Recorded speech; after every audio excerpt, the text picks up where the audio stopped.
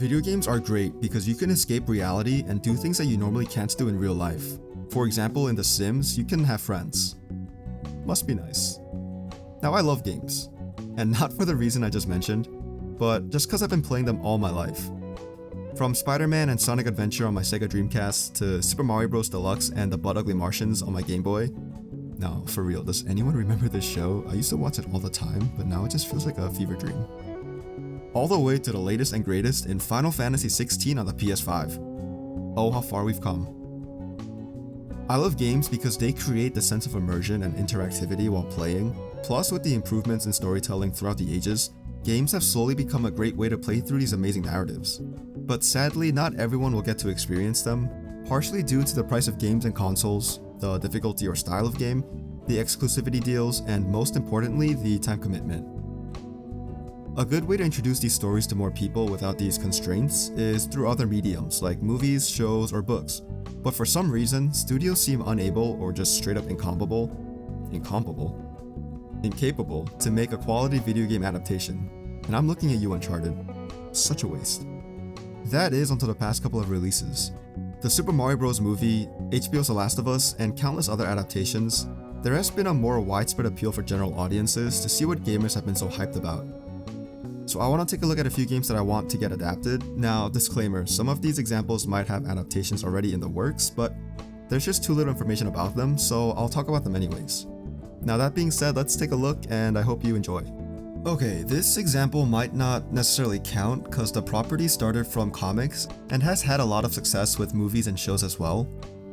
But for this example, I want to focus on the story of this specific game, so whatever. I love Andrew, Toby, and Tom. Well, who doesn't? But in my experience, the best Spider-Man story that I've seen comes from the Sony exclusive, well, I guess it's no longer an exclusive because it's on PC as well, of Marvel's Spider-Man. In this game, we follow our protagonist of Peter Parker. I'm assuming you've heard of him, and he's been Spider-Man for almost a decade. Gone is the origin story of great power and great responsibility, and rightfully so, because I don't think Uncle Ben can take it anymore. Instead, you have Peter Parker with that classic Parker look. No money, no problems. A few problems. Peter is a person who cares and will go out of his way to help others. He has personal relationships with his mentor Otto, his ex Mary Jane, and his Aunt May. He works to carry on the legacy of his friend Harry, who is away for the time being, which is set up for the sequel and I can't wait. And he helps others go through grief that he once went through himself. All the while masquerading as his friendly neighborhood webhead, taking down criminals such as Kingpin, Mr. Negative, and so on and so forth. The best Spider-Man story is also a great Peter Parker story. All of the relationships that Peter forms and bonds has a direct effect on his alter ego as Spider-Man. The emotions that range from such encounters are intensified by the chemistry and writing that we see on screen. Instead of making Doc Ock create his arms for the sole purpose of standing in front of an artificial sun just to contain any spikes that may appear, I mean, that always confused me. Is that gonna be his life now? No hate on Alfred Molina's take of the character, but this version of Doc Ock creates prosthetics with Peter's help to assist those that need assistance, and you can kind of see where it's gonna go from there. Mary Jane is also a strong, independent character who takes matters into her own hands, and she's capable in her own right. Aunt May also has her own journey of helping Martin Lee run a shelter to further her belief that if you help one person, then you can help everyone. This right here is an emotional Spider-Man story that deserves to be on the big screen for everyone to see. This character of Peter is the embodiment of why I fell in love with the character in the first place, and this story has so much heart and emotion baked in. Now I know, there are so many Spider-Man properties, and especially with the new show coming out on Disney Plus whenever it comes out, but this is one story that I wish would get adapted to the big screen. The game just got me feeling so many emotions. Imagine Grand Theft Auto, Yakuza, and Batman Arkham Asylum had a baby together. And the result would be this fun game with an intense story of brotherhood, betrayal, and revenge set in the region of Hong Kong. For those of you that don't know, I'm talking about 2012 Sleeping Dogs. This game follows the protagonist of Wei Shen, a cop from America who goes undercover to rise to the ranks of the most powerful triad organization in Hong Kong, which is the Sun On Yee. Throughout his journey, he makes friends, enemies, lovers, and deals with the struggle of separating his sense of justice and his morals with his newfound love and respect for his new family.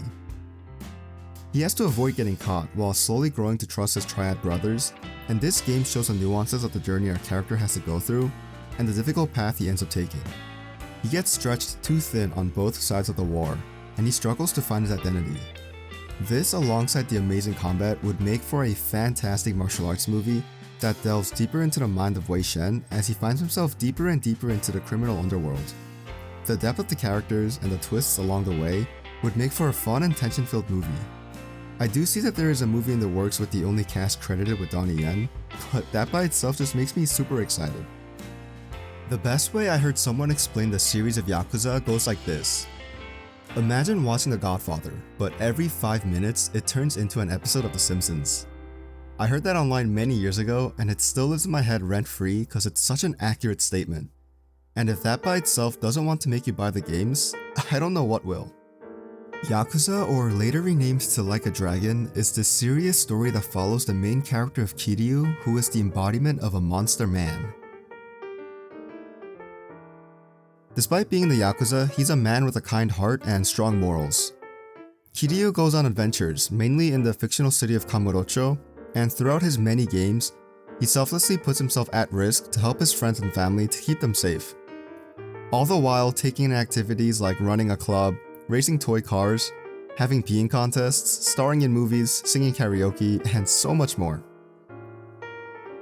This wacky but serious story deserves more to live past the gaming medium, as either a series or an anime adaptation, as I love the characterization of Kiryu and his wild cast. Now, there have been previous attempts at movies and shows, but I think the stylistic choices of the games would be best suited as an anime adaptation. Imagine the character of Zoro with the kind-heartedness of Luffy. That's the kind of guy Kiryu is. A movie would be nice, but for some reason I think the wacky adventures and the intense battles would be best adapted as an anime series. Besides, how else are you going to depict Kiryu's superpower of ripping his suit off with one hand? But let me know what you think. A little while ago, I watched the movie The Green Knight in theaters back in 2021, and it's safe to say that I left the movie feeling outright confused. The story was a bit vague and there were huge chunks of the film with little to no dialogue, and unless you knew of the Arthurian poem the movie is based off of, which is titled Sir Gawain and the Green Knight, you would probably be confused as to what is happening. And unfortunately for me, I didn't know what I was getting myself into and I had no idea about the poem, so I was pretty much lost throughout the whole movie. Upon leaving the theater, I did realize that this sense of confusion is very similar to how I felt when playing through Dark Souls for the very first time. Instead of telling a story in the traditional sense, the game does an amazing job with the lore and the world building, and letting the players piece through the history bit by bit. And going through this world in a movie should have the audience members feeling the exact same way, whether they like it or not. Just like you have to get good in Dark Souls, I feel this movie should have a certain difficulty spec as well. Let the audience members figure out the story and the lore bit by bit while watching this movie and picking up on certain clues, instead of just outright telling you or showing you. But on the other hand, it might turn away general audiences, which might not be the point of this video. Who knows? Rockstar is known for creating extremely immersive, open-world games that give players the level of detail that most other gaming studios tend to lack. Although they may go a bit too far to bring in the realism that sometimes feels less like a game and more like real life, Rockstar manages to create amazing stories for gamers to enjoy.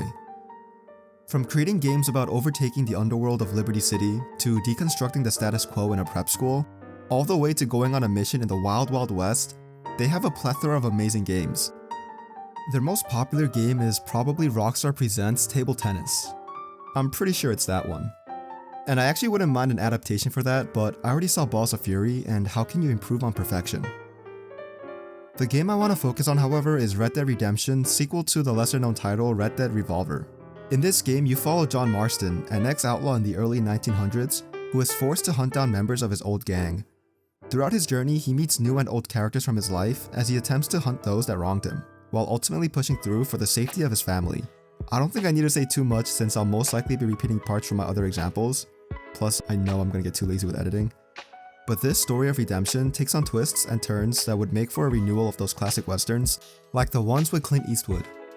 I'm thankful that more studios are taking video game adaptations more seriously, and there are others that I haven't talked about, especially those that already have adaptations out there, but they're just very poor versions. As a big fan of the Uncharted series, it broke my heart to watch Sony's attempt at the movie, especially because the games are made to be cinematic experiences, but they just weren't good. But that's a topic for another video. The games I mentioned are ones that I personally would love to see on the big screen, but I know there are a lot more examples out there, like Kingdom Hearts. How did I forget about that one? Please let me know down below what games you would love to see adapted to the other mediums, because I'm very curious to hear your thoughts. Thank you so much for watching, and don't forget to like, comment, and subscribe as it helps a lot, and I hope to see you again with another video. Bye.